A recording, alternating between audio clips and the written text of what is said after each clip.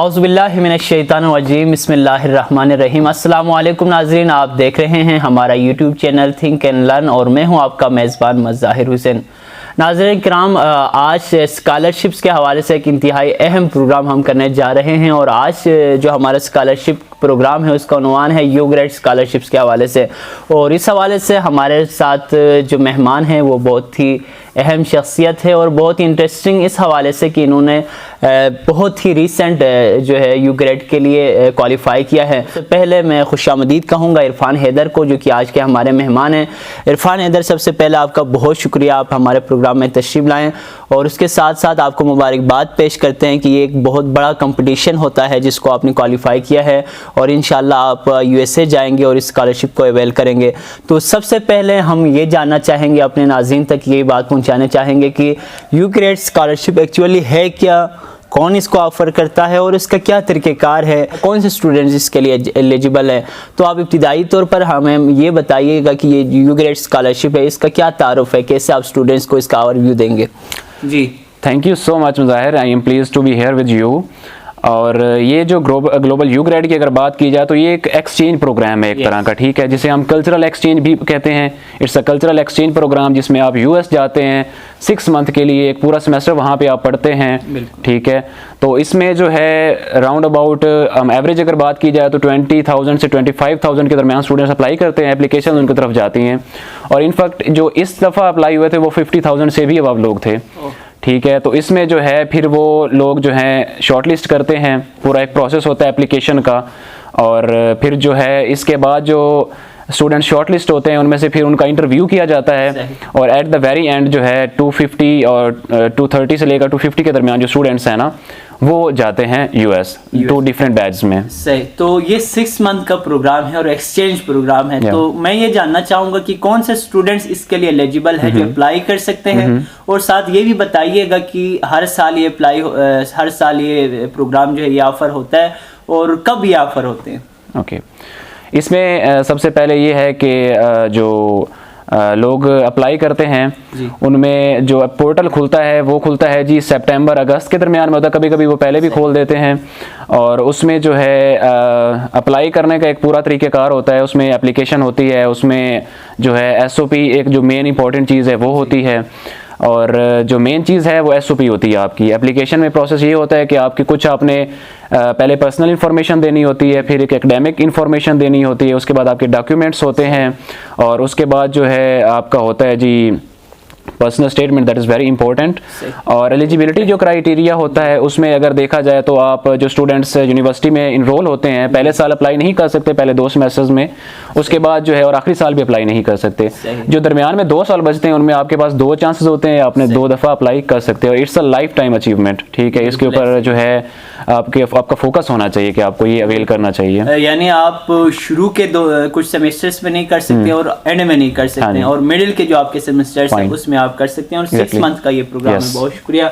अब जो है आपने मुख्तसर ओवरव्यू दिया है इसका। ज़्यादातर स्टूडेंट्स अप्लाई तो करते हैं लेकिन वो क्वालिफाई नहीं कर पाते, तो इसकी आप क्या वजह समझते हैं और सबसे अहम चीज़ जो आपने नोट किया हो इस पूरे एप्लीकेशन प्रोसेस में, क्या चीज़ सबसे ज़्यादा इम्पोर्टेंट है?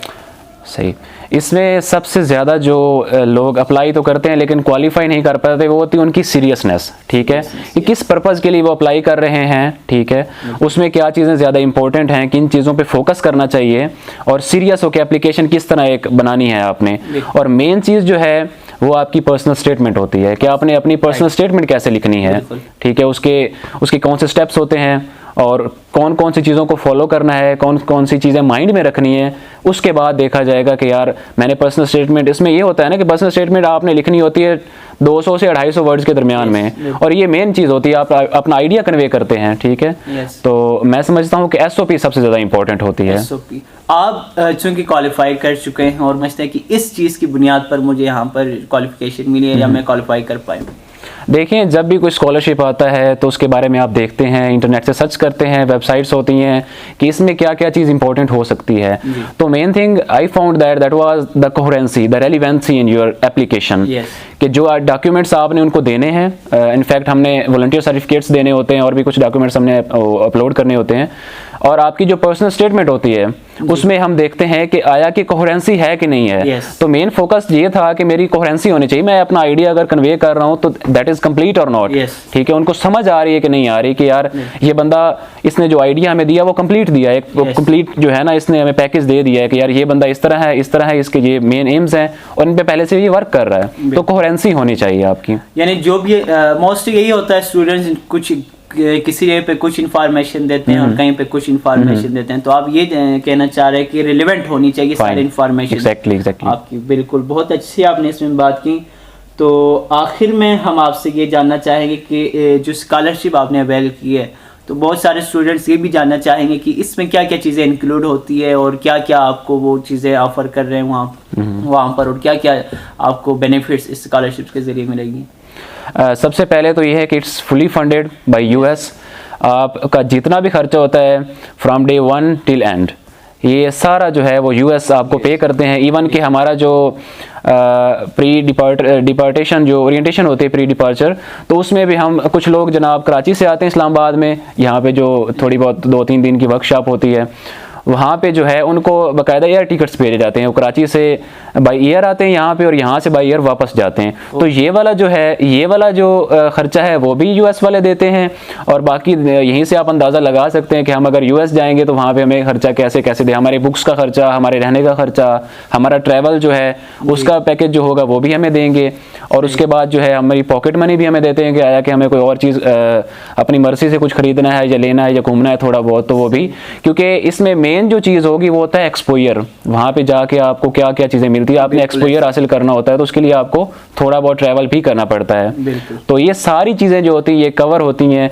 स्टाइपेंड हमें मिलता है जी पूरा, और ये सारी चीज़ें कवर होती हैं, आपका कोई जेब से कोई खर्चा नहीं होता। ठीक है, हमने जो है टॉफल देना होता है, ये पूरा प्रोसेस जो होता है इसमें जो भी चलता है चीज़ें, तो ये सारी चीज़ें उनके थ्रू हो रही होती हैं, वो सारे खर्चा वही बर्दाश्त करते हैं जी। सही। आप अपना जो आधा सेमेस्टर जो डिग्री है आती वो पाकिस्तान गुजार चुके हैं और आप वहाँ पर भी अभी जा रहे हैं, तो क्या एक्सपेक्ट कर रहे हैं, क्या कुछ वहाँ जाके सीखेंगे, किस तरह के एक्सपोजर्स लेंगे, और आपका खुद किस चीज़ में इंटरेस्ट है कि मैं वहाँ जाऊँगा तो ये चीज़ सबसे ज़्यादा मेरे लिए जो इंटरेस्टिंग है। हाँ, मुज़ाहिर बहुत अच्छा क्वेश्चन किया कि यार अप्लाई किया तो उधर जाके क्या करेंगे, कौन सी एक्सपेक्टेशंस ये हैं भाई कि वहाँ हम जाएंगे तो एक जो कल्चरल एक्सपोजर है, इंटरनेशनल स्टूडेंट से आप मिलेंगे, उनके जो है देखेंगे कि वो लोग कैसे काम करते हैं, वो लोग कैसे वर्क करते हैं।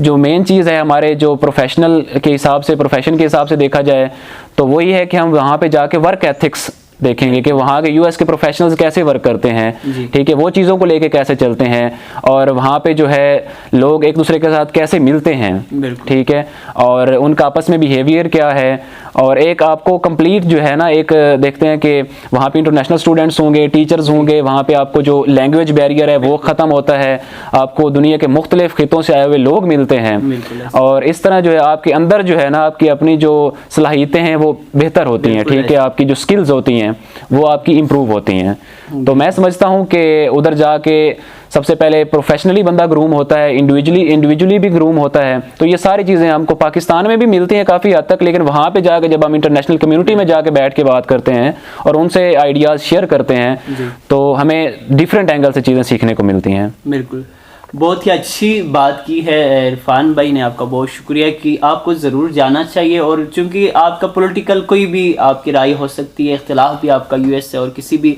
उनके एजेंडे से हो सकता है, लेकिन ये जो प्रोग्राम है ये बहुत इसलिए अहम है कि एक स्टूडेंट कोई भी राय कायम करते हैं किसी भी स्टेट के बारे में या कोई भी किसी भी हवाले से, तो वो फुल्ली एक्सपोज कर सकते हैं, यानी हर चीज़ उसकी नज़रों के सामने होता है और हर चीज़ को एक्सपीरियंस कर चुके होते हैं, तो वो मोर जो है अच्छे अंदाज में और अच्छे अंदाज में उन चीज़ों को डिफ़ाइन कर सकते हैं। आखिरी मेरा सवाल है कि स्कॉलरशिप मुख्तलिफ आती हैं पाकिस्तान के बेस पर भी और इंटरनेशनल सतह पर भी।